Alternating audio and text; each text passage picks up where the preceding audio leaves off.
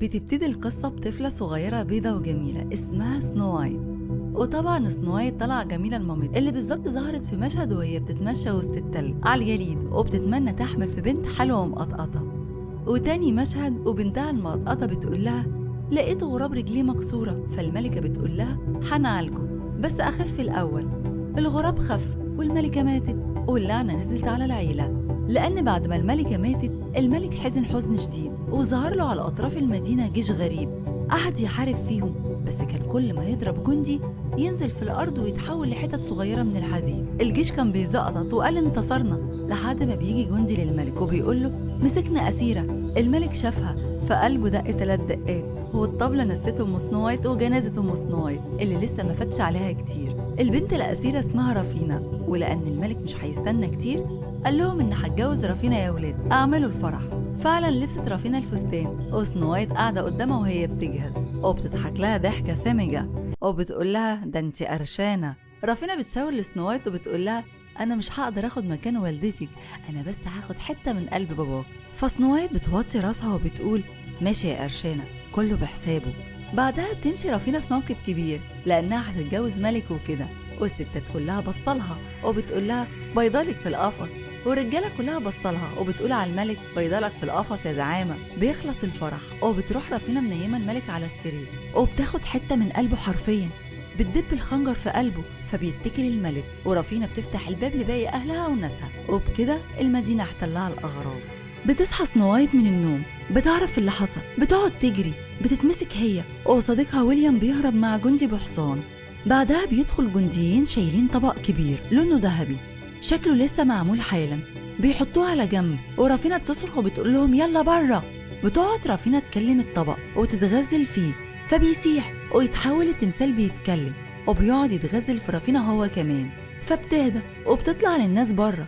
الجنود بيقولوا لها ده اللي فاضل من الشعب، بتقول لهم اقتلوهم عادي يعني بس خلوا البت سنو وايت يمكن نعوزها. فعلا بيحبسوها جوه برج عالي لحد ما بقت عروسة كبيرة وبتعرف تولع الحطب من غير كبريت. سنو وايت وهي واقفة بتلاقي واحدة تانية اترمت في الأوضة اللي في وشها، بيقعدوا يتكلموا وبتعرف إن اسمها جيرينا وبتقول لها إن فكرنا إنك ميتة يا سنو وايت يا حبيبتي. المشهد اللي بعده بتظهر رافينا بس وهي مجنونة حبتين وواقفة بتتفرج على الناس وهم هيموتوا من العطش وبيجروا يجمعوا المية من النافورة.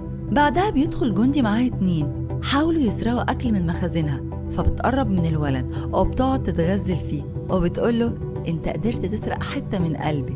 راح الولد ما كسرش كلامها وغزاها بخنجر الحارس على طول، بس رافينا بتشد الخنجر وبترميه على الأرض عادي وبتقوله يا وحش ده أنا كنت هتجوزك واخد حتة من قلبك.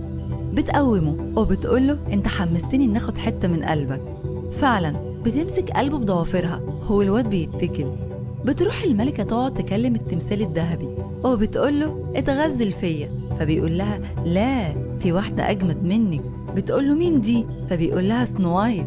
وبنعرف بعدها إن حوار القلب ده مش صدفة وإنها بتسترد قوتها وطاقتها عن طريق إنها تطلع قلب البشر بإيديها. التمثال بيشجعها إنها تشد قلب سنو وايت بإيديها لأنها بعد كده مش هتعجز ومش هتحتاج تموت حد تاني. بتزوم رافينا وبتقول لأخوها هات لي البت سنو وايت. سنو وايت بتبص من الشباك وبتتشمس، وفي الوقت ده خبطت فكرة في دماغها إنها تشد مسمار كبير من بره الشباك. فعلا شدته وطلع في إيديها، وده من باب إنه كله خيال. بتحس إن في حد جاي لها فبتنام وبتخبي المسمار الكبير. بيدخل لها أخو رافينا وبيقول لها صحيتك؟ بتقوله لا عادي يعني يا أبي. فبيقول لها أنا بس جاي أخدك لأن أختي عاوزاكي. فبتقوله مش ناقصة قرف بقى، وبتخربشه بالمسمار في وشه وبتجري. بتقفل عليه الزنزانة ولسه هتروح تطلع جيرينا صاحبتها، بتلاقيها عجوزة لأن رافينا سحبت منها قوتها فبتودعها وبتمشي. لسه الجنود هيمسكوها فبتلاقي حتة في حيطة وجنبها بركة مية على الأرض، بتنط في المية وبتسنطر نفسها فبتنزل جوه بركة مية أكبر. بعد كده بتنط في نهر كبير وبتقعد تعوم لحد ما بتلاقي الغراب اللي قعدت تخفف فيه وهي صغيرة وبتمشي وراه لحد ما بتلاقي فرس أبيض.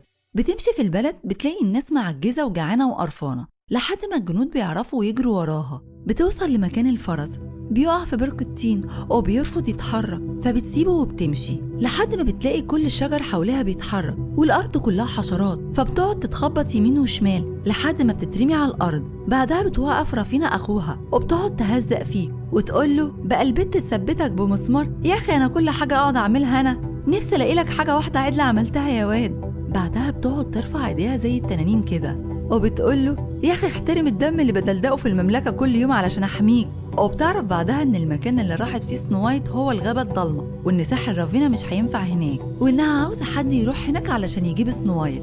بعدها بنلاقي حد عمال يتضرب لأنه شرب كتير وما دفعش التمن، والراجل صاحب المحل بيقعد يضرب فيه والحصان رفسه، ورغم ده كله مش بيفوق لحد ما الجنود بيغطسوه في المية وبيقولوا له ابسط يا عم الملكة عاوزاك، فبيقول لهم كملت يا غجر. بيدخل وبتقول له اخلص، روح هات لي البنت اللي هربانة مني، هي في الغابة الضلمة. فبيقول لها طب لو رفضت يا طن؟ فبتقول له قشطة. فالجنود بيشوحوا الحربة وبيعملوا دايرة حواليه وبيشدوه على الأرض، وبتقول له رجعها وهرجع لك مراتك. فبيوافق وبيروح مع الجنود واخو الملكة للغابة الضلمة.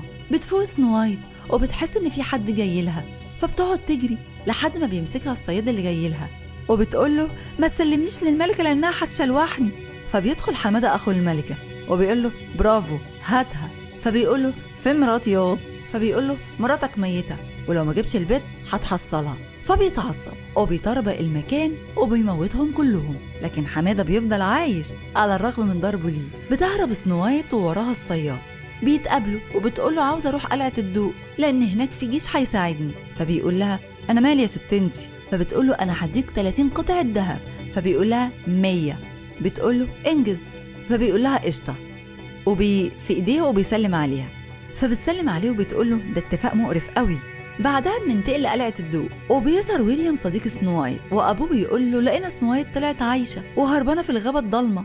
فويليام بيقول لباباه اوكي هروح اجيبها. فابوه بيقول له انت عاوز تموت يا حبيبي؟ فبيقول له هروح اجيبها. فبيقول له انت عاوزني اقعد ابكي عليك في جنازتك؟ فبيقول له هروح اجيبها. فبيقول له انت قلبك قاسي. فبيرد ويليام وبيقول له كفايه بقى افوار يا حاج. فبيقول له الملك خلاص روح يا عم.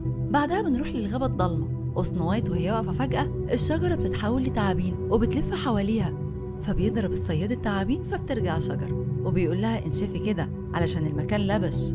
بعدها بيروح ويليام لحماده اخو رافينا وبيجهز جنود علشان يروحوا الغابه الضلمه، وبيقول له عايزين حد بيعرف ينشن. فبيقول له حماده اجري العب بعيد يا شاطر. راح ضرب جندي وكومه على الارض وراح معاهم. بعدها بيحاول الصياد يعلم سنو وايت ازاي تضرب حد بخنجر، وبيتحركوا بعدها علشان يخرجوا من الغابه، فبتتحول صخره لوحش ضخم وبيقعد يضرب في الصياد وبيعجنه. لسه بيقرب لسنو وايت فبتقعد تصرخ. واشوفكم في الحلقه الجايه علشان اقول لكم حصل ايه لسنو وايت مع الوحش الغدار.